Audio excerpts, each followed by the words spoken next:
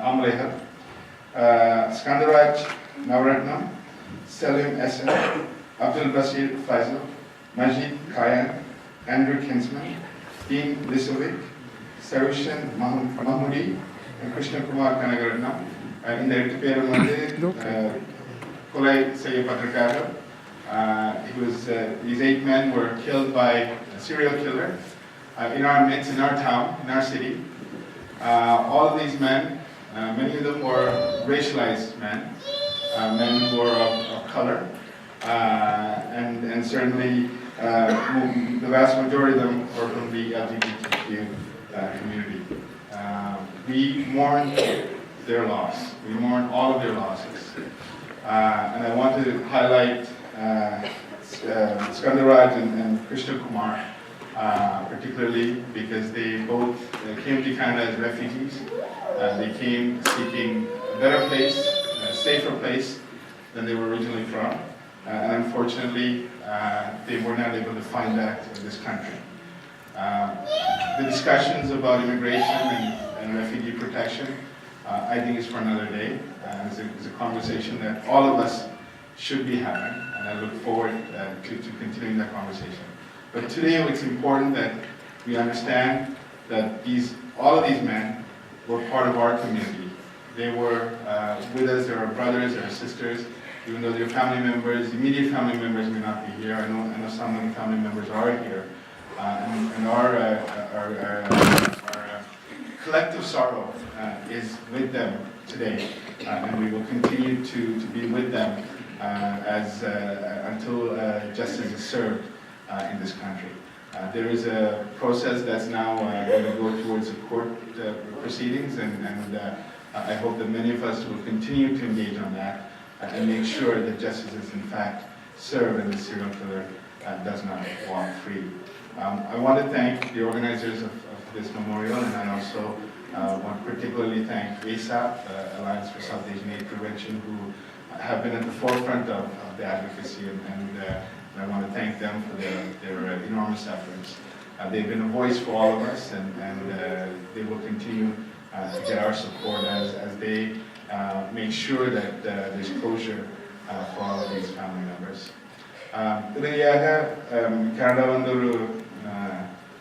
கனடாக்கு பல பேர் நாங்கள் அகதியாக வந்த ஒரு நாடு, இன்றைக்கும் வந்து கொண்டு இருக்காங்க. இந்த நாட்டுக்கு ஒரு கடமை இருக்குது, ஒரு இன்டர்நேஷ்னல் ஆப்ளிகேஷன் இருக்குது. இங்கே வர ஒவ்வொரு மக்களுக்கும் வந்து டியூ ப்ராசஸ், சரியான ஒரு வழியிலே அவர்கள் இந்த கேஸை வந்து ப்ரோசஸ் பண்ண வேண்டிய கடமை இருக்குது. அது வந்து இப்போவும் அது நடக்கிறதுன்னு நாங்கள் சொல்லலாது. பல தடவை வந்து அது நடக்கவில்லை. எம்பிசன்சியில் வந்த மக்களை பற்றி நான் பேசக்கூடிய எனக்கு ஓரளவுக்கு எக்ஸ்பீரியன்ஸ் இருக்குது. அவர்களுக்கு நிச்சயமாக சரியான டியூ ப்ராசஸ் கிடைக்கவில்லை. ஆனால் இன்னும் கிட்டத்தட்ட ஒரு 100 பேர் அந்த கேஸில் நடந்து கொண்டிருக்கிறது. அந்த கேஸில் நாங்கள் ஃபாலோ பண்ணி கொண்டிருக்கிறோம். அவர்களுக்கு நிச்சயமாக ஒரு நாளைக்கு அவர்களுக்கு ஒரு க்ளோஷர் வரும்னு நான் நிச்சயமாக நம்புகிறேன். அவர்களுக்கு நாங்கள் சமுதாயமாக 100 பேர் நாங்கள் அவர்களுக்கு ஆதரவு செய்ய வேண்டும் என்று நான் நம்புகிறேன். நன்றி. Now I'd like to introduce Haran Vijayanathan, Executive Director of Alliance for South Asian AIDS Prevention. Good evening. Thank you for taking the lead in organizing this and having me speak. I wrote something, but I don't think I'm going to read it because there's a lot of anger in me right now and a lot of sadness. And it's because, and that's the anger and sadness that drove me to write that letter in January when they announced that Andrew Kinsman went missing and Andrew Kinsman was found dead. Shortly after,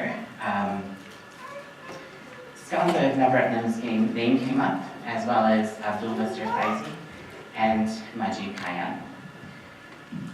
And I love Andrew. Andrew was a great colleague, a great co-worker. He really fought for the community. He was a true member of the AIDS service sector and the world, and really the LGBTQ community. What really bothered me was a white man had to go missing before we connected brown people to an individual going missing and died. And that was my anger. The other anger and sadness that I have is that activists, politicians, community organizers, lay community people continue to erase identities of individuals or certain aspects of an identity of an individual, even after they die. And they continue to assume identities of individuals, even after they die. So I'd like to say that Skanda Navaratna was a proud gay man living in the gay village as a Sri Lankan Tamil who fled his country from war. He fled his country from the persecutions of being a gay Tamil Sri Lankan man. He was actually out to his brother, and his family supported him. His family didn't know back in Sri Lanka. So when people talk about individuals, it's really sad that we erase those identities. Now, we as a Tamil community did not come together to grieve Skanda Navaratna. He went missing in 2010.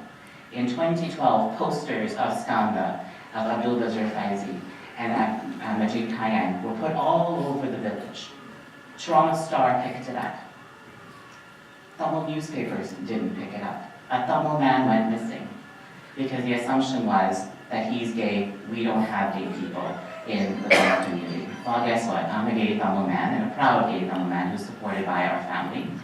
And when I read Skanda's story, I said, that could have very well been me if I wasn't out of the closet, if I didn't have my family support, if I didn't have a voice behind me to say who I am. We assumed that Krishna Kumar was gay because he worked in the village. The precarious nature of refugees in this country forced them to work in very, very dire situations because they have to make the money to support themselves in a very expensive city. They also have to support themselves and their families back home. And Krishna Kumar did that. He went missing in 2015. We did nothing about it. He wasn't even reported in this country. His family was struggling to report him missing in Sri Lanka. We didn't do anything about that here in this country as a Sri Lankan Tamil community. So all that being said, my anger for all of these reasons, including me and my safety as a gay Sri Lankan Tamil man living in the city of Toronto, I wrote an angry letter, and luckily my board was a little bit more calm and calmed me down, and they actually edited the letter. So Suchita Jain and Shakir Rahim really deserve kudos for doing this letter. And in that letter, what we did is we called for an internal review of the police handling of missing persons in this city. And then we also asked for a third-party independent external review in January. And again, we weren't here doing this for the Tamil men that went missing, or the Muslim men that went missing, or the Middle Eastern men that went missing. So right now, what I'm happy to report, just to give some closure, because I know there's conversations around what the Refugee Board is doing, what the federal government is doing. We can't go to the federal government unless we figure out what's going on here, right? If anything, we need to work together and make sure that they're working together. So based on that, we've asked for a review. So the review is under process, and ASAP is sitting on it through Shakir, and we are developing the terms of reference. The first time ever that an external review is being conducted by the Toronto Police, or is being conducted where community have input on the terms of reference that's designed. Usually what happens is the terms of reference are designed and delivered by the person conducting the interview, the review. So we're on that. So we have things in motion. So my request for everyone here, the family, the friends, the community members, the politicians, the activists, that you join sides and come together as one. Don't let the fact that someone was gay or straight or black or white or Muslim or Hindu or Buddhist or whatever their religion, their nationality or whatever, let's not let that divide us in this situation. I beg of you to work with us, to join us as one large community. We shut down the Gardner, remember that, because you all came together. We can make changes for the way missing people are reported in this city and how seriously the Toronto Police Services do that. And I have to honestly say thank you to the Mayor of Toronto as well as the Toronto Service Police Board and the Toronto Police Services themselves for taking this really seriously and moving this process along very, very quickly. We wrote the letter in January, we had meetings in February, and in March and April, those things were approved. So we're going to have this happen soon, and a lot of the answers will be done. And this will be the beginning of many things to come, and I really, really call upon everyone here and the entire broader Tamil community, despite your prejudices and your values and your beliefs, let's come together on this issue, this one issue, please. And that way we can work together as we address many, many more issues that come up. And on that note, again, my sincere condolences. This shouldn't have happened. If we paid attention in 2012, this wouldn't have happened. So let's remember that, and thank you so much for listening to me. இந்நிகழ்வினை இணைந்து நடத்துபவர்கள் தமிழ்தாய் மன்றம், நாடு கடந்த தமிழீழ அரசு, கனேடிய தமிழர் தேசியாவை, தமிழர் வகைத்துறை வள நிலையம் Thedakam, Alliance for South Asian AIDS Prevention, கனேடிய நயினா தீவு அபிவிருத்தி சங்கம், கந்த முருகேசனார் பண்பாடு அமையம், Canadian Tamil Forum, Brampton Tamil ஒன்றியம், Mississauga தமிழர் ஒன்றியம் மற்றும் Tamil Workers Network. I would like to call upon Scarborough City Councillor Nitin Shen. அனைவருக்கும் வணக்கம். First of all, I'd like to pay my respect to Salim Eason, Abdul Latif Faisi, Krishna Kumar Kanakaranam, Majid KM, Andrew Kingsman, Dean Lisovic, Sarus Mahmoodi, and Skandaraj Navaratnam. I would like to extend my condolences to friends, families, colleagues, and well-wishers of these 8 precious individuals that we lost.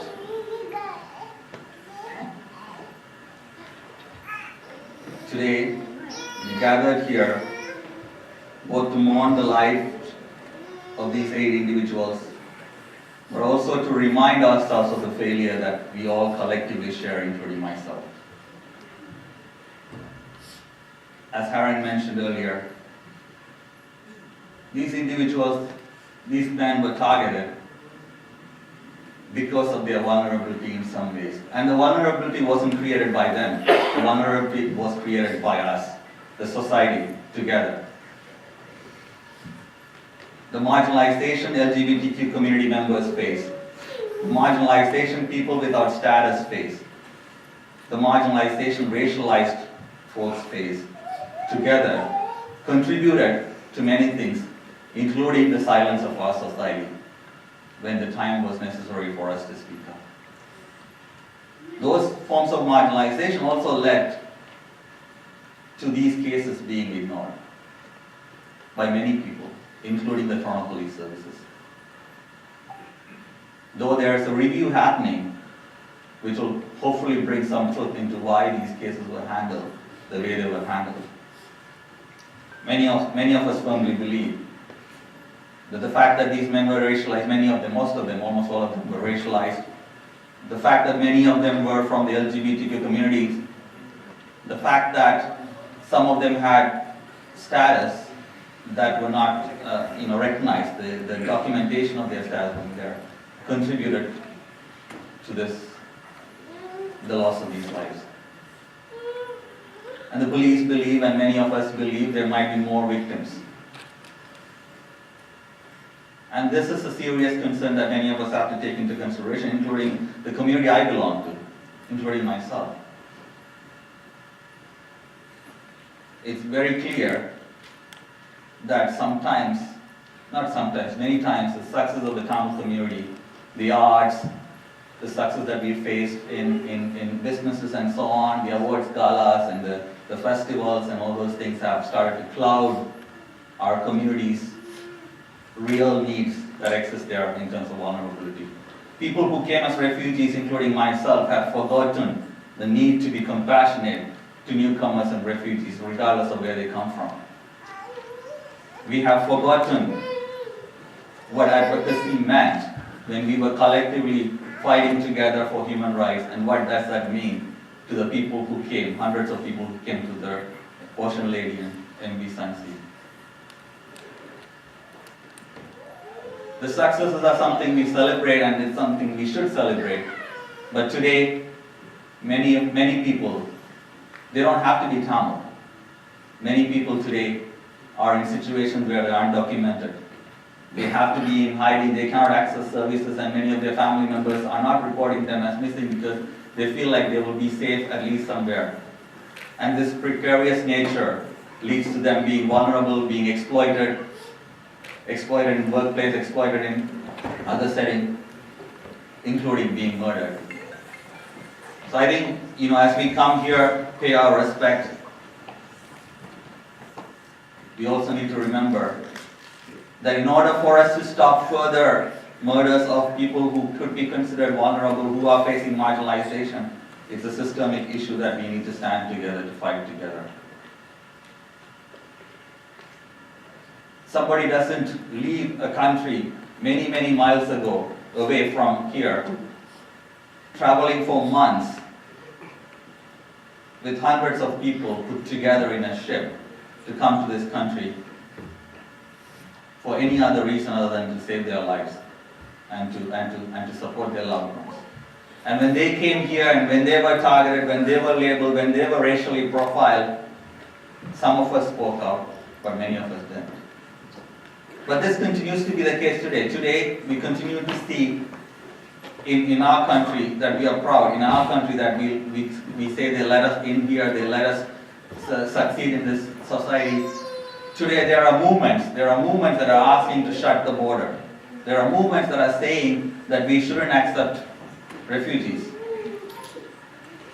We have to challenge that together, because Krishna Kumar's story is a story that reminds every one of us that yes, many of us might have come as refugees and succeeded here, but there are people like Krishna Kumar who came as a refugee and denied the access to services, denied the safety that he was asking for. That is the systemic failure of this country. And we have to say that. That is in no way should be questioned as us being not thankful to this country. It's a way in which we can make things better. It's a way in which we can actually continue to make sure that the structures that help us survive here and be safe here are there for everybody. And so as I pay my respect, I want to extend my condolences to both families of Sandaraj as well as Krishna Kumar, that we keep that in mind in the coming days. Tamil சமூகமாக நாங்கள் ஒரு பெரிய இடத்தில் தவறு இழைத்தான் என்று நாங்கள் இந்த இடத்தில் ஒன்று கூடியிருக்கிறோம்.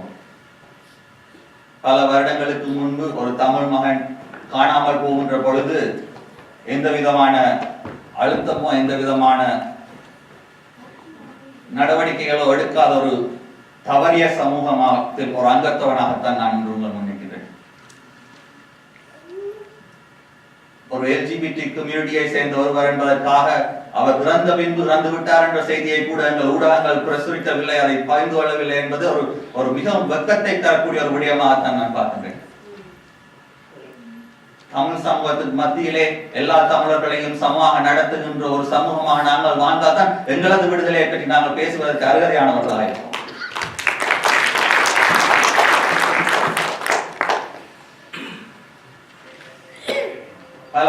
பல நாட்களாக ஒன்றாக பல நூற்றுக்கணக்கானவர்கள் வந்த கப்பலிலே தனது பாதுகாப்புக்காகவும் தனது சொந்தங்களை பாதுகாக்கவும் வந்த கிருஷ்ணகுமாரை இன்று இந்த நாடு சரியான பாதுகாப்பு கொடுக்க தவறி இருக்கின்றது. அதற்கு இந்த நாட்டில் இப்பொழுது இருக்கக்கூடிய சூழ்நிலை மாற்றப்பட வேண்டும்.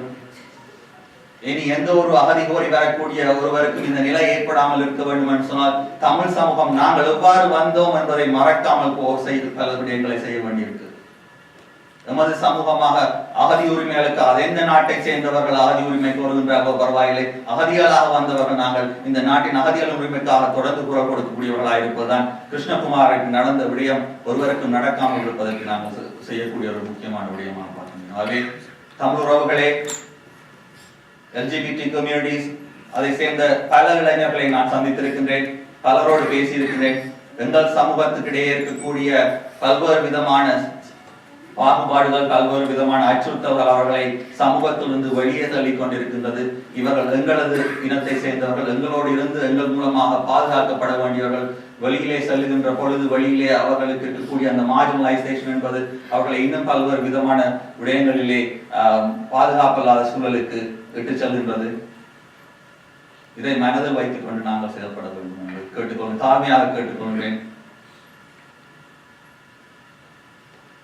இந்த விடயத்தில் எமது தமிழ் சமூகத்தில் எல்லா உறுப்பினர்களுக்கும் அவர்கள் எவ்வாறான இனத்தை எவ்வாறான செக்ஷுவல் ஓரியன்டேஷனை உடையவர்களோ என்ற பாகுபாடு இல்லாமல் எல்லா தமிழர்களையும் ஒற்றுமையாகவும் ஒருமையாகவும் உரிமையோடு நடத்துகின்ற ஒரு சமூகமாக இருந்தால்தான் நாங்கள் எங்களது விடுதலையை பற்றி பேசக்கூடிய ஒரு சமூகமாக அடையாளப்படுத்த முடியும் என்பதை கூறிக்கொள்கிறேன். தயவு செய்து மனதில் வைத்துக் கொண்டு செயல்படுவோம் என்று கூறிக்கொண்டு குடும்பத்தினருக்கு மீண்டும் கிருஷ்ணகுமார் அவர்களின் குடும்பத்தினருக்குரிய தேவைகள் என்ன இருந்தாலும் தொடர்ந்து டொரண்டோ நகர சபையுடன் தொடர்பு கொள்ளுங்கள், என்னோட தொடர்பு கொள்ளுங்கள். இவ்வாறான விதங்களில் நாங்கள் இதை செய்ய முடியுமோ செய்கிறோம். கடைசியாக சொல்ல வேண்டியது, இந்த இவர்களுக்குரிய நியாயம் கிடைக்க வேண்டும் என்று சொன்னால் இவர்களது கொலையாளி தண்டிக்கப்பட வேண்டும் என்பது ஒரு பக்கம். இந்த கொலை விசாரணை சரியாக நடத்தப்படாததற்கு காரணமாக இருந்தவர்களும் குற்றவாளி கூட்டுக்கு முன்பு கொண்டு வர வேண்டும். அதற்கும் உங்களது உதவி தேவை என்று கேட்டுக்கொண்டு விடைபெறுகிறேன். நன்றி.